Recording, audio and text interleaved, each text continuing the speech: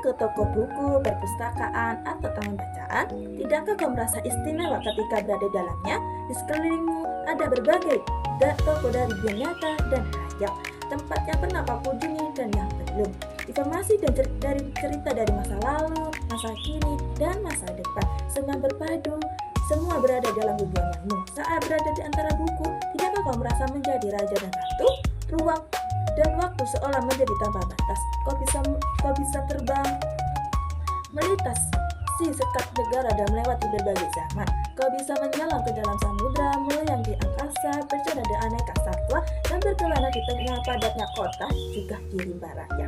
Kau tahu, buku adalah jendela dunia, kunci pengetahuan, dan pintu wawasan. Muhammad Hatta sang proklamator berkata, "Aku rela di penjara asalkan bersama buku, karena dengan buku aku bebas." Melalui buku, manusia terbebas dari ketidaktahuan. Tempat-tempat yang dipenuhi buku adalah harapan berkembangnya pengetahuan dan wawasan. Apa jadinya jika kota tanpa buku? Pantaskah dia disebut kota? Di kota itu, mungkin kabar datang dari sumber lain, dari koran, televisi, atau internet. Mungkin informasi dan cerita datang dari cerita nenek moyang, bagai dongeng-dongeng sebelum tidur. Irama warganya pun tiada beda. Bangun pagi, bertebaran di muka bumi untuk berbagai keperluan, untuk kembali pulang siang atau sore harinya. Setelah itu mereka berangkat tidur dan memulai lagi hari berikutnya. Semua serupa. Di kota itu mungkin ada bangunan bernama perpustakaan.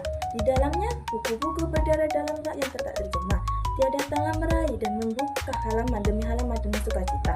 Mungkin juga ada tumpukan buku di sudut-sudut sekolah yang sepi dan berdebu.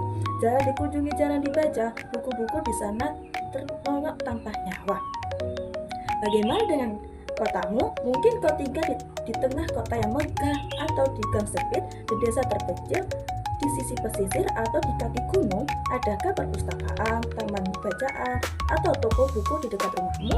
Jika ada, apakah tempat itu menjadi wadah berkumpulnya anak-anak dan warga? Menjadi pusat berkembangnya wawasan dan pengetahuan, atau hanya bagi pajangan? Maukah kau menjadi orang yang menghidupkannya? Kau bisa mengunjunginya dan mengajak teman-teman membaca dan berbagai cerita di sana. Jadikan tempat itu sumber kegembiraan dan pengetahuan. Jika tempat itu belum ada, maka kau menjadi orang yang mulai menghidupkannya. Kau bisa memulai dari sebuah sudut di teras rumahmu. Ajak teman-teman memulai langkah baru. Jangan biarkan waktu berlalu tanpa buku. Siapapun dirimu, bersahabatlah dengan buku. Dia akan menjadi teman setiamu sepanjang waktu.